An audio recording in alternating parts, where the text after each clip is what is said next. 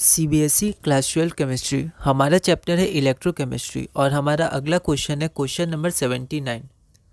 A current of 1.50 ampere was passed through an electrolytic cell containing AgNO3 solution with inert electrodes। तो हमारे पास electrolyte क्या है AgNO3 और हमें करंट दिया गया है जो पास किया गया। The weight of silver deposited was 1.50 gram. How long did the current flow. Molar mass दिया हुआ है, 1F का वैल्यू दिया हुआ है। यह क्वेश्चन सीबीएसई 2018 में 2 मार्क्स का पूछा गया था। एक बार आप इस क्वेश्चन को ट्राई करिए, फिर हम लोग आगे बढ़ते हैं। तो यहाँ पर हमारे पास करंट क्या है 1.50 एम्पियर, वेट को W से रिप्रेजेंट किया 1.50 ग्राम, मोलर मास दिया हुआ है 1F की वैल्यू। टाइम क्या निकालना है, T कैलकुलेट करना है। तो फैराडेज का फर्स्ट लॉ लगा देंगे। वो क्या होता है, W is equal to ZIT। Z हमारा क्या होता है, इक्विवेलेंट वेट बाय फैराडे की वैल्यू, और इक्विवेलेंट वेट होता है मोलर मास या एटॉमिक मास बाय N। ठीक है, तो AgNO3 के लिए आपका हो जाएगा Ag plus electron gives Ag, तो N की वैल्यू 1 होगी, 1 मोल ऑफ इलेक्ट्रॉन से रिड्यूस कर रहा है। ठीक है, तो यहाँ पर E की वैल्यू हो जाएगी 108/1। ओके, फिर I की वैल्यू हमारी क्या है, तो I की वैल्यू हमारी गिवन है 1.50। तो ये 1.50 T की वैल्यू निकालनी है और F की वैल्यू हमने डिनोमिनेटर में पुट कर दी। वेट क्या है, वेट हमारा है 1.50, 1 इक्वेशन 1 वेरिएबल, तो इसे हम सॉल्व कर सकते हैं। तो यहाँ से हमारी T की वैल्यू आ जाएगी 893.51 second.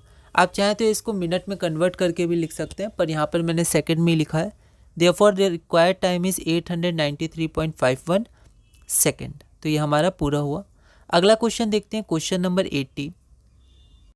Silver is uniformly electro deposited on a metallic vessel of surface area. तो सरफेस एरिया दिया हुआ है by passing a current of 0.5 ampere for 2 hours. ठीक है, तो एक मेटेलिक वेसल जिसका सरफेस एरिया 900 सेंटीमीटर स्क्वायर है, उस पर सिल्वर को हमें डिपॉजिट करना है। ठीक है, करंट कितना दिया गया है 0.5 एम्पियर और टाइम 2 आवर तक।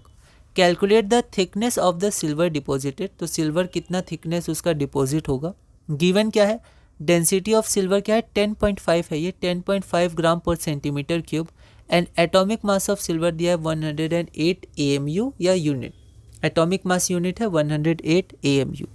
यह क्वेश्चन ऑल इंडिया 2013 में 2 मार्क्स का पूछा गया था। एक बार आप इस क्वेश्चन को ट्राई करिए, फिर हम लोग आगे बढ़ते हैं। तो यहाँ पर क्या गिवन है उसको लिखा, और साथ में जिस सिंबल से आप रिप्रेजेंट कर रहे हैं उसको भी ध्यान से लिखिएगा।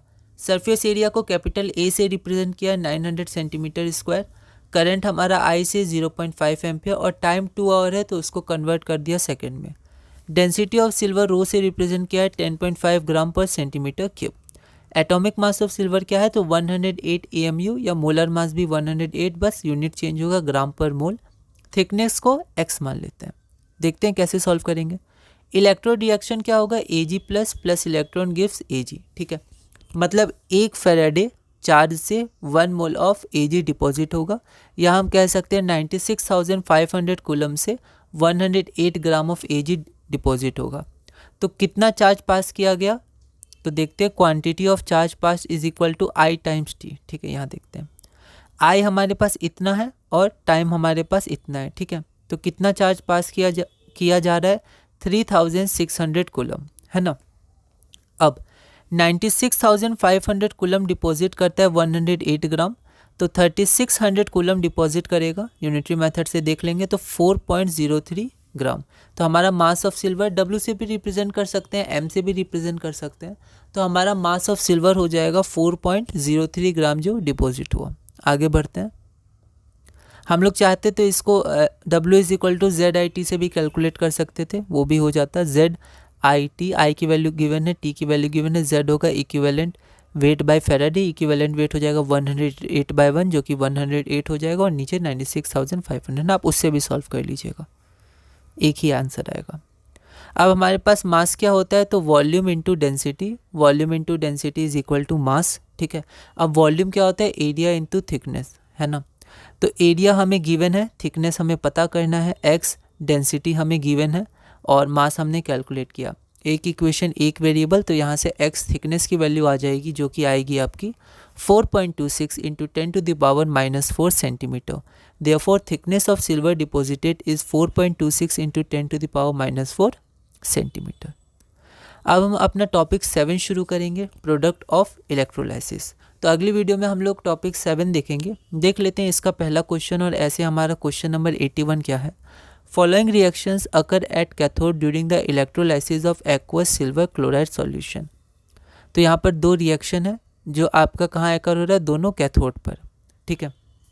During the electrolysis of aqueous silver chloride solution on the basis of their standard electrode potential E0 which value is feasible at cathode, ठीक है। तो दो रिएक्शन दिया है पर इसमें से कोई एक होगा। तो प्रोडक्ट ऑफ इलेक्ट्रोलाइसिस में क्या होता है कि डिफरेंट रिएक्शन जो होते हैं वो कैथोड पे हो सकते हैं, पॉसिबल है, और कई सारे रिएक्शंस जनरल 2 या 3 रिएक्शंस एनोड पर पॉसिबल है। तो हमें पता करना होता है स्टैंडर्ड इलेक्ट्रोड पोटेंशियल की मदद से कि कौन सा रिएक्शन कैथोड पे होगा और कौन सा रिएक्शन एनोड पर होगा, प्रोडक्ट क्या बनेगा। तो यही होता है प्रोडक्ट ऑफ इलेक्ट्रोलाइसिस, कि इलेक्ट्रोलाइसिस के बाद आपका कैथोड पे क्या रिएक्शन होगा, एनोड पे क्या रिएक्शन होगा, जब आपके पास बहुत सारे रिएक्शन है चूज़ करने के लिए, ठीक है। तो यहाँ पर आपके पास दो रिएक्शंस गिवन है, कैथोड के हैं दोनों रिएक्शन। तो इनमें से कौन सा रिएक्शन फीजिबल होगा, कौन सा रिएक्शन आपका पॉसिबल होगा, आपको बताना है E0 वैल्यू के आधार पर, ठीक है। यह क्वेश्चन दिल्ली 2015 में 2 मार्क्स का पूछा गया था। एक बार आप इस क्वेश्चन को ट्राई करिएगा, अगली वीडियो में हम इसे सॉल्व करेंगे।